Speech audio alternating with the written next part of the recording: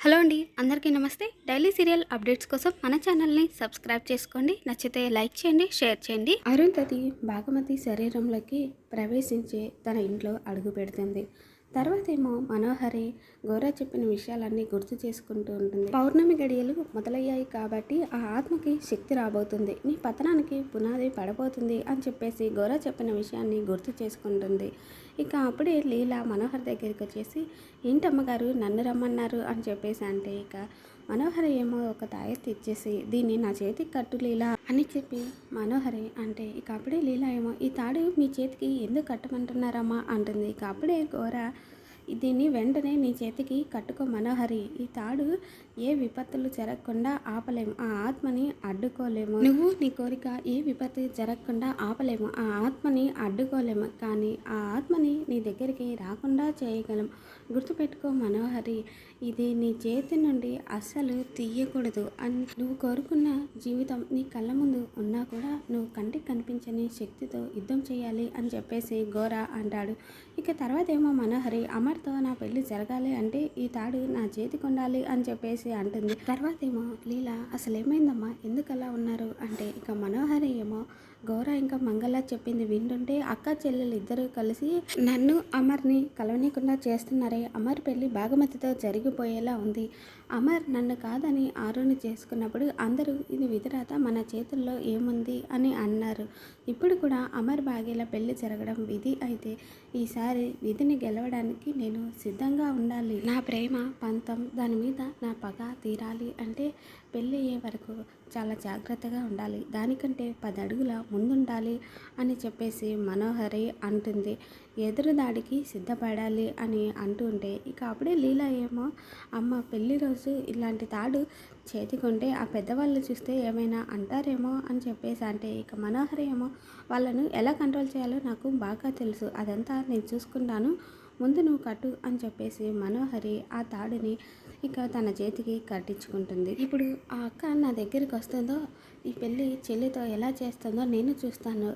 అమర్తో నా పెళ్లి రోజు దానికి పెళ్లి గడియలు రావడం ఏంటి, కంటికి కనిపించింది ఏదో జరుగుతుంది, దాన్ని ఆపడానికే ఇది అని చెప్పేసి మనోహరి అనుకుంటూ ఉంటుంది. పౌర్ణమి రోజు అమర్తో నా పెళ్ళి జరుగుతుంది, నేను అమర్ భార్యని కాబోతున్నాను, ఇది నిజం, ఇది జరిగి తీరుతుంది, దీన్ని ఎవరు మార్చలేరు అని చెప్పేసి మనోహరి ఆ తాయెత్తు చూసుకుంటూ అనుకుంటూ ఉంటుంది. ఇక తర్వాత ఏమో భాగ్య శరీరంలోకి వచ్చిన ఆరు లోపలికి వచ్చి ఇంకా ఇంట్లో తన జ్ఞాపకాలన్నింటినీ గుర్తు చేసుకుంటూ సంతోషపడిపోతూ ఉంటుంది. ఇక అప్పుడే పై నుండి మెట్లు దిగి కిందకు వస్తున్న మనోహర్ని చూసి ఇక భాగ్య కోపంగా చూస్తూ ఉంటుంది. అది చూసిన మనోహరి, ఏంటి నన్ను ఏదో కొత్తగా చూస్తున్నట్టు అలా చూస్తున్నావు అని చెప్పేసి అంటే, ఇక అప్పుడే భాగి, ఇలా చూడడం కొత్తే కదా మను అంటే, అదేంటి నన్ను మను అని పిలుస్తున్నావు, నన్ను మను అని పిలిచేది ఆరు మాత్రమే, నువ్వెందుకు మను అని పిలుస్తున్నావు అంటే, ఇక భాగి ఏమో, ఊరికే పిలవాలనిపించింది, నమ్మిన స్నేహాన్ని అంత మోసం ఎలా చేయాలి అని అనిపించింది,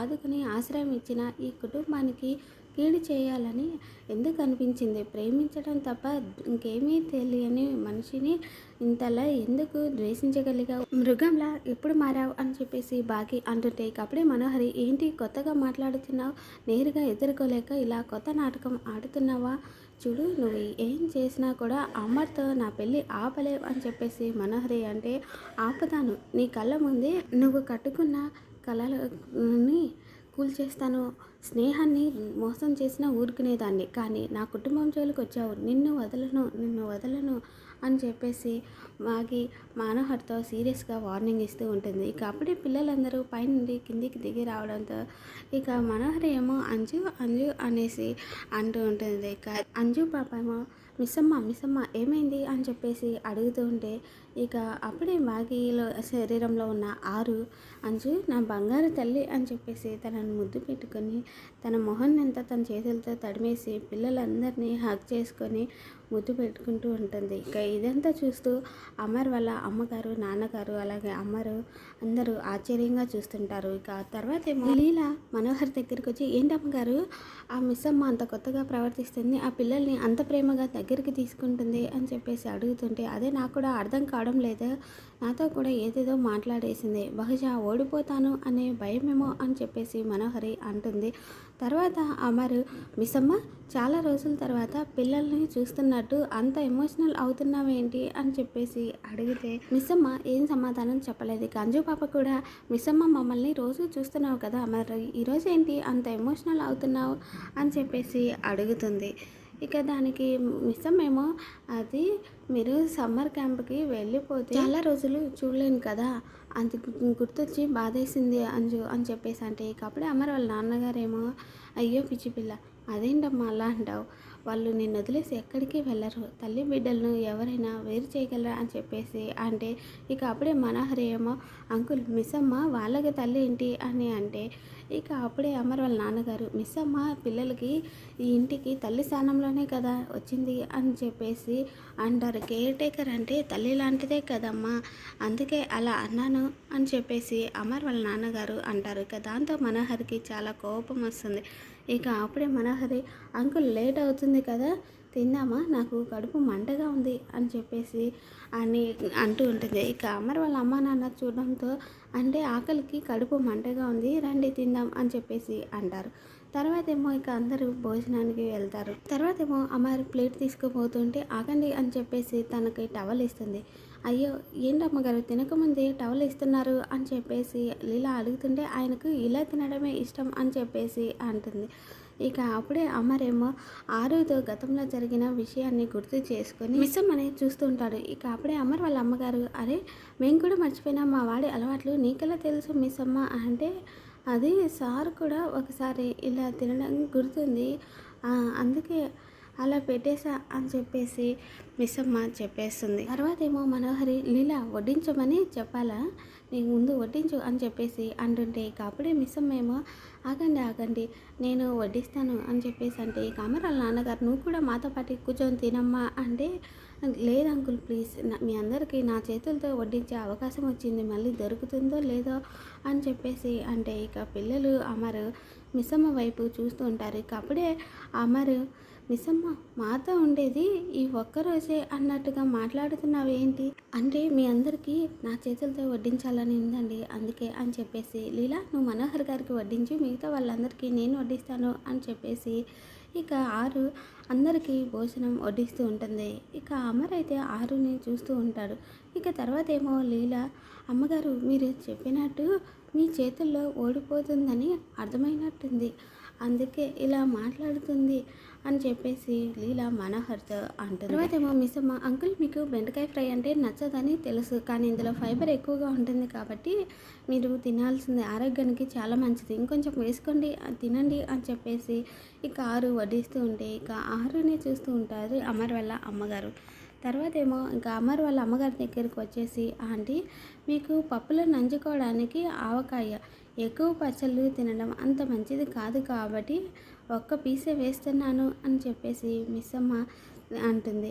ఇక అమర్ వాళ్ళ అమ్మ నాన్నగారు ఆరుని గుర్తు చేసుకుంటూ ఉంటారు. తర్వాత పిల్లల దగ్గరికి వెళ్ళి అమ్ము పాపకి ఇష్టమైంది సాంబారు, దాంట్లోకి అప్పడం అని చెప్పేసి ఇక ఆరు అంటుంటే ఏంటి ఇంకొకటి కావాలా అని చెప్పేసి ఇంకొక 2 వడ్డిస్తుంది.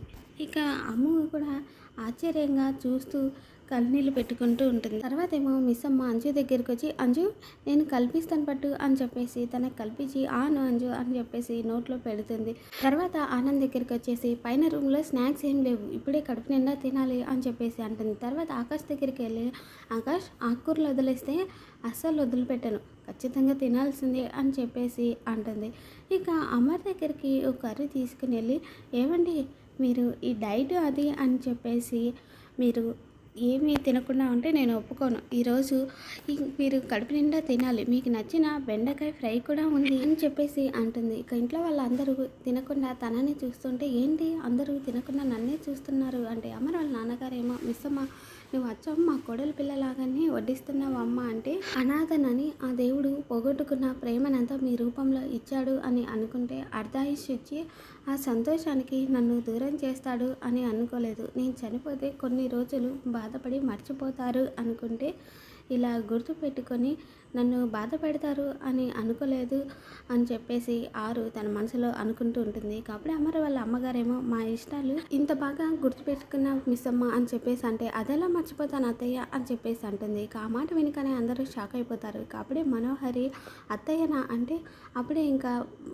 మిస్ అమ్మ సారీ నేను మా అత్తయ్య వాళ్ళ ఇంటికి వెళ్ళి వచ్చాను కదా, అందుకనే ఆమె అత్తయ్య అని పిలిచేసి అలవాటైపోయి అలా పిలిచాను, సారీ అని చెప్పేసి అంటే ఇక అమర్ వాళ్ళ అమ్మగారేమో పర్లేదులేమ్మా అని చెప్పేసి అంటారు. మరి రాబోతున్న ఎపిసోడ్లో ఏం జరుగుతుందో మళ్ళీ మన ఛానల్లో తెలుసుకుందాం. Thanks for watching.